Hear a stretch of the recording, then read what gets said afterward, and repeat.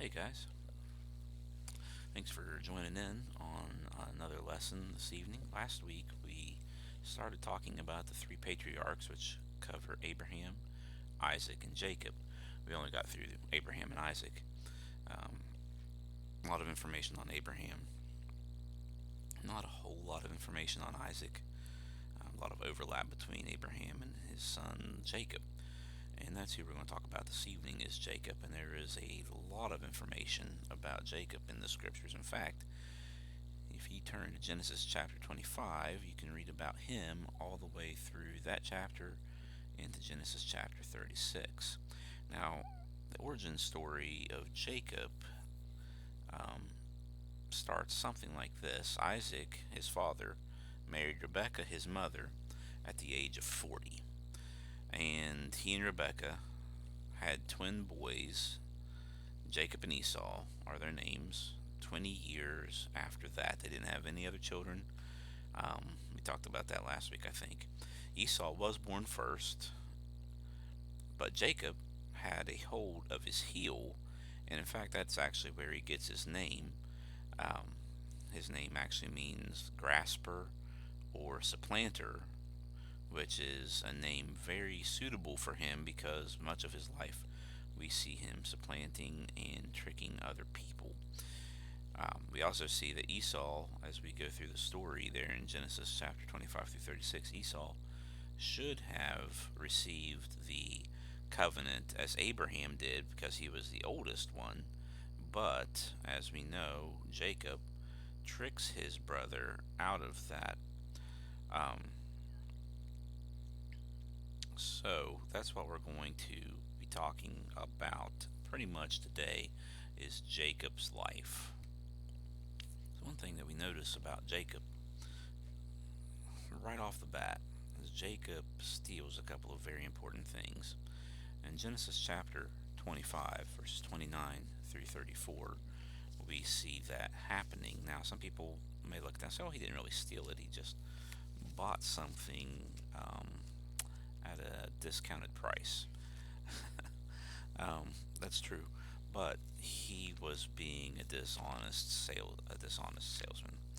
So let's take a look at that chapter real quick. Genesis chapter 25, verses 29 through 34.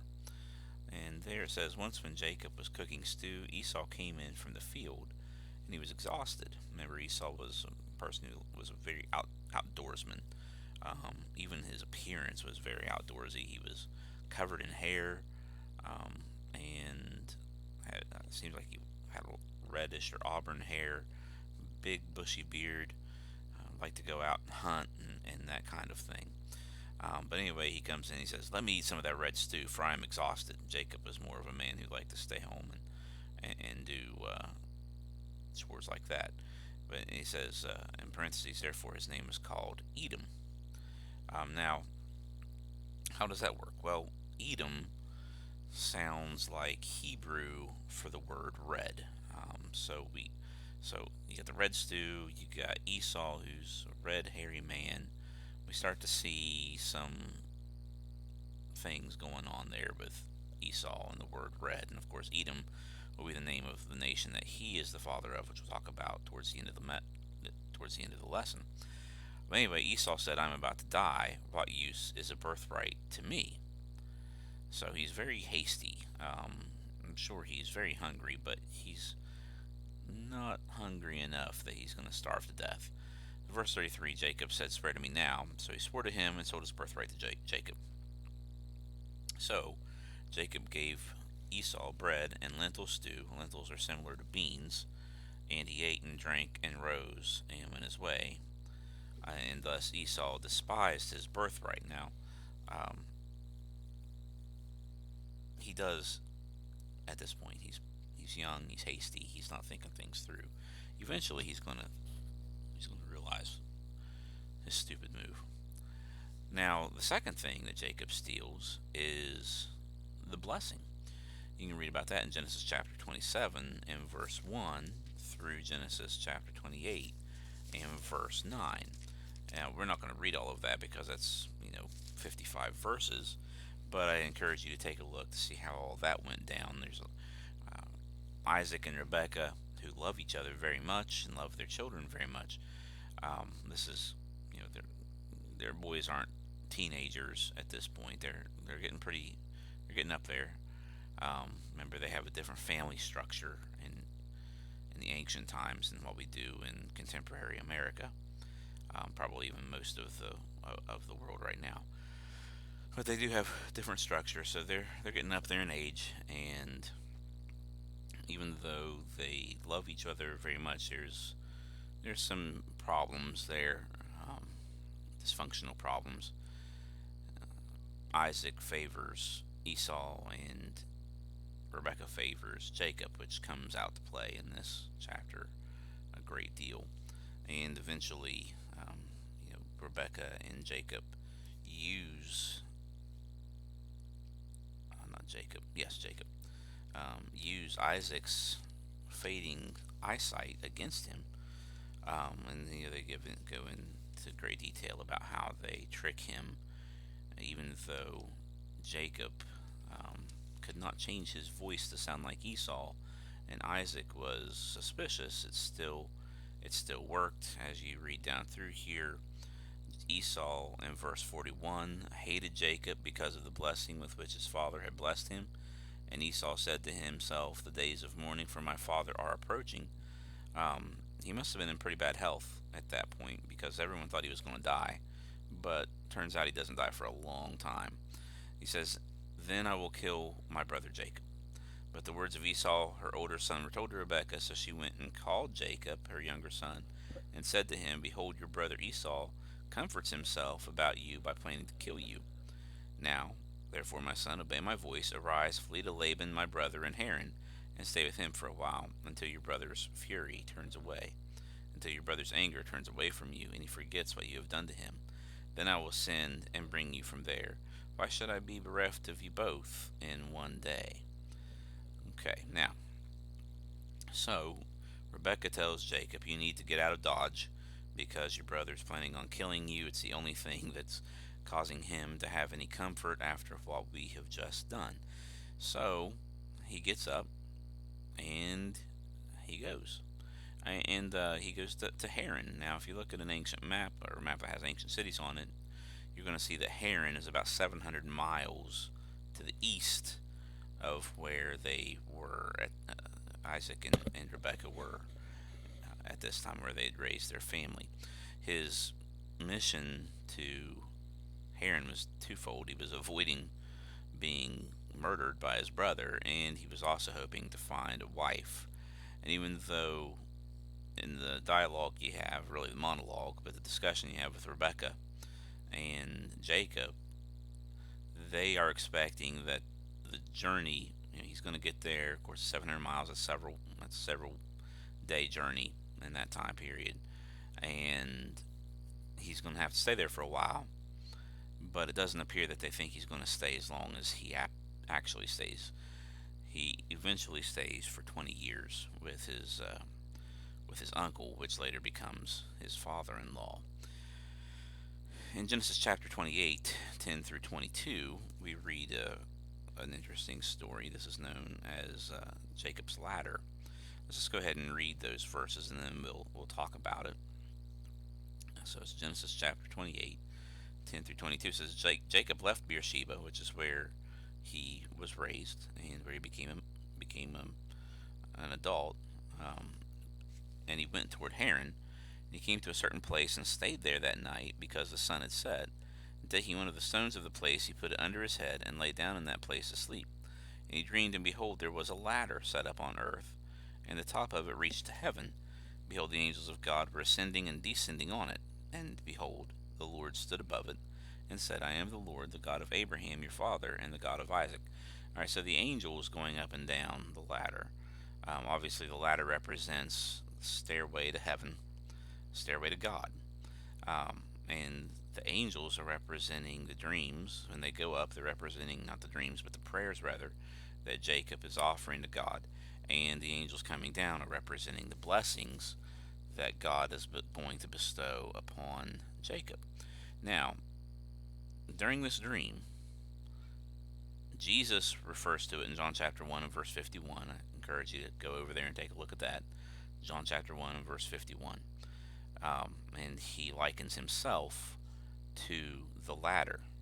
So I want you to think about that for a couple of minutes, as we're going to pause here and think about Jesus.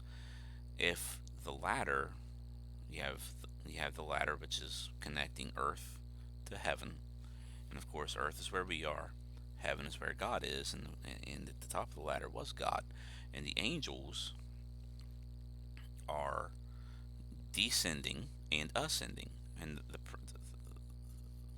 he already said that that represents the prayers. When they go up, ascending, that's representing the prayers of Jacob. When they're descending, it represents the blessings of God. So I want you to think about that.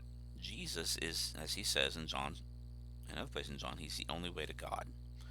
And so we pray through Jesus. That's the only way to pray to God the Father, is through Jesus, being in Christ.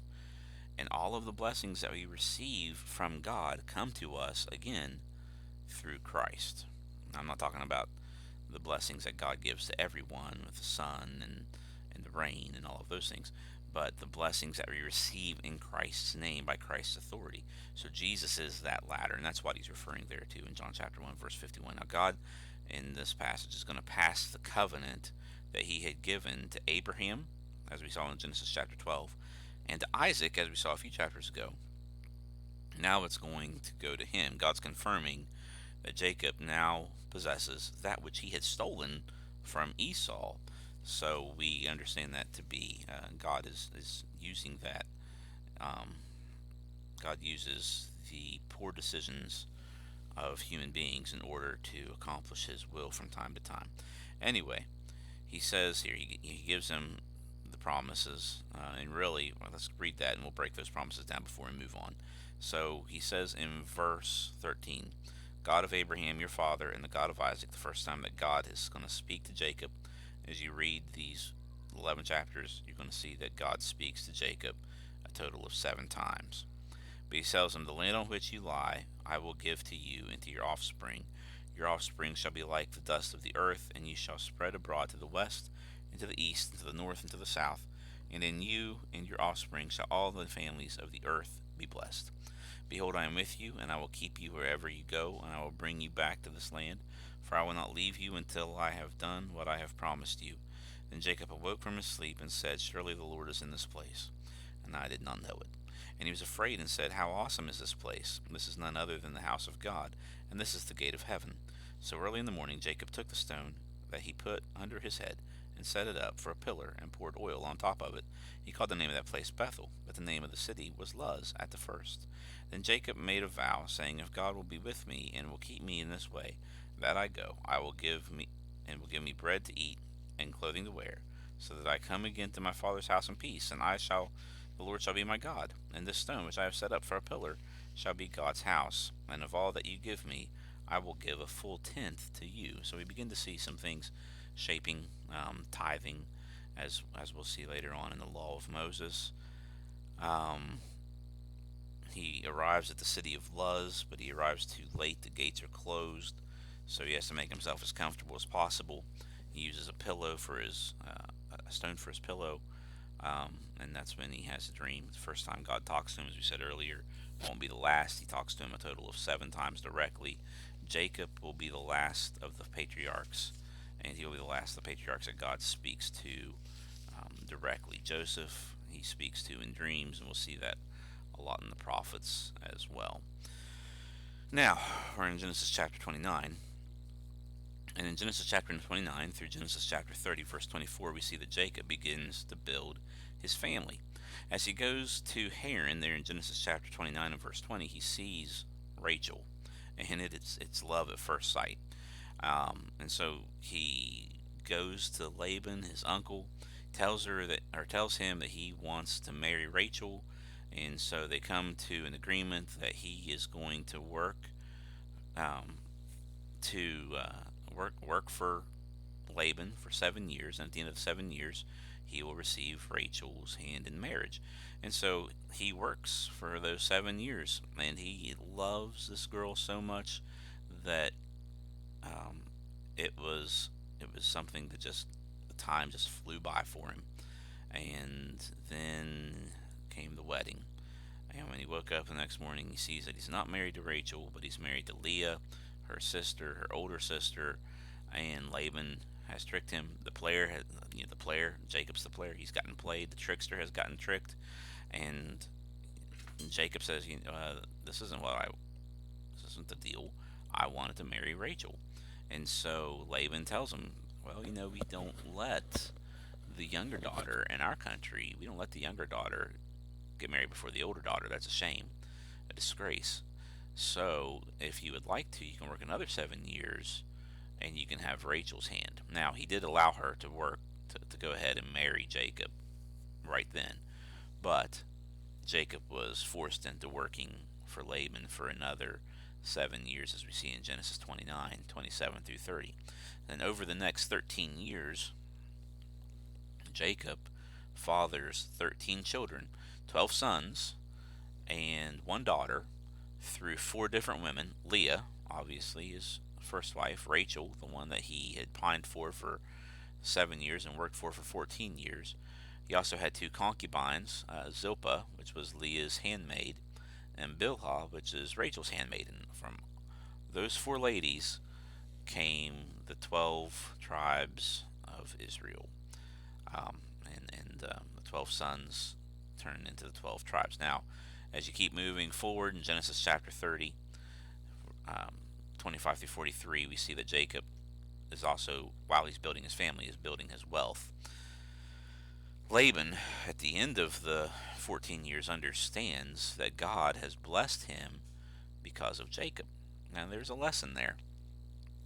God blesses other people who are in close contact sometimes with his people.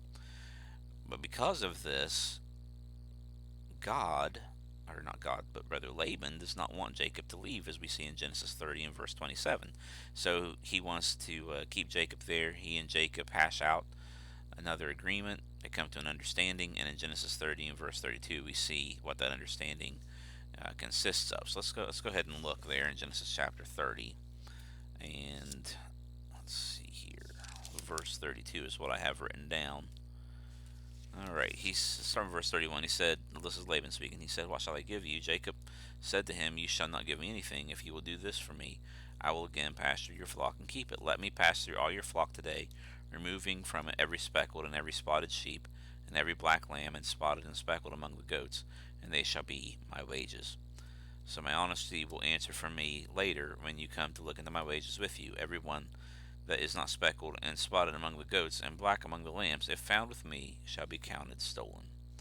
So Jacob's given Laban, or what Laban thinks is a pretty good deal, because most sheep, as you know, are white and not dark, and most goats are black and not speckled, or dark and not speckled. So Jacob is taking what Laban doesn't even really want. He can't refuse this offer. However, even though he realized that God has blessed him because of Jacob's relationship to God, he does not take into account God's hand in this. And despite Jacob's superstitious practices when it comes to animal husbandry and breeding his animals, as you can read about there in Genesis chapter 30, starting in verse 37, God still blesses him and makes him very prosperous. But at the same time, now Laban's flocks are getting weaker and more sickly. This is how they typically would measure wealth in antiquity, would be through flocks and herds, not through coin, though they did have coins. But mostly, especially in the rural areas, they would do it through. It would measure wealth and influence through flocks and herds. We saw that with Abraham and Isaac as well. God is now blessing Jacob as he had blessed his father and his grandfather. In chapters 31 through 36, we see Jacob returns to Canaan, and he reunites with Esau, his brother, who no longer wants to kill him. But now, not only do they reunite, but they are reconciling. They reconcile to one another. God has also blessed Esau, despite the fact that he had given up, or he had got tricked out of the covenant with Abraham. God blesses him with a nation. The nation is named Edom, and they will be very important in the rest of the story. Not just in the rest of the story with Jacob, but the rest of the story primarily with Israel. They'll actually become an enemy nation to the people of Israel. They will be on top of a hill or on top of a mountain, which will actually become their undoing in the days that the empires would be marching and conquering throughout the earth. Their symbol, from what I remember, was an eagle. Different nations and empires have used the eagle. We use the bald eagle here in the United States. As far as I know, the bald eagle is only native to North America, maybe South America, so it would have been a different eagle. The Romans used the eagle as well. Um, Germany used the eagle under Hitler's regime. Other nations have used the eagle. So that's an interesting thing that will actually come into play when it comes to the symbolism that we see in the prophets about Edom. Jacob's name will be changed to Israel in Genesis chapter 32 and verse 28. And that's why the nation will be called Israel and the people of Israel will be called the Israelites. This happens when God appears to Jacob in human form and wrestles with him, and wrestles him all night long. And Jacob overcomes. He doesn't, not victorious, but he overcomes. God changes his name. Israel means something like he who wrestles with God or he who struggles with God. And of course, the nation grew quickly and prospered. I'll do the math real quick. You've got 12 sons of Jacob. 12 sons eventually become 13 tribes. Now, you have to do the math on that as well. You have the 12 tribes. All of the sons are named in the tribes, except Joseph. And Joseph is not named because he ends up getting the double portion. So his two sons, Ephraim and Manasseh, are named. That's why they are called the two tribes. So if you look at it, you have 13 tribes of Israel. 12 tribes receive land. The tribe of Levi does not. We'll talk more about these things later. But from 12 sons comes 13 tribes, and the nation grows quickly. Now think about that. You have 12 sons. If each of them take a wife, the nation doubles. So you're up to 24. Most of the sons of Jacob took multiple wives, which was legal to do back then, and many of them had several children. Benjamin has many children when he's still pretty young. So pretty quickly, you're going to build the nation, especially that is not just, that wouldn't just be the case now. If that just happened, within just a generation or two, you're going to have hundreds of people in one family. But God is also blessing this family. And here's the thing that I want you to pick up on, and what I want you to pick up on as you study and read the scriptures.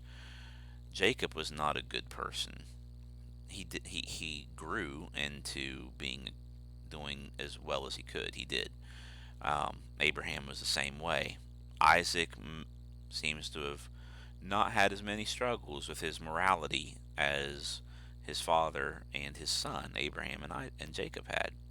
But God doesn't bless you because you're doing good. God blesses you because He is good. Now, there's nothing you can do to increase the love that God has for you if you are His. Abraham, Isaac, and Jacob were His. Israel was His. You, if you're a Christian, are His. That doesn't give us the right to go about sinning all the more, so that grace may abound, as Paul says in Romans chapter 6. But God's going to bless you because you have put your faith in Christ and you belong to Him through Jesus, which goes back to what we were talking about there in John chapter 1 and verse 51. I said all that to say this: don't use these men as your example on how to live your life. They did not do good things. On occasion they did, maybe they grew into it, but by and large what we see is they're doing some pretty backward stuff. pretty shady things, make some pretty shady deals, doing things that they shouldn't do, sinning. Don't use them as your example. Use Jesus as your example. Follow him. He's the pattern that God has given to us. We'll talk more about that in the coming weeks when we get to the New Testament, the prophets in the New Testament. Well, thank you guys again for joining this evening and listening in. I will see you soon. I hope you have a great week. Bye bye.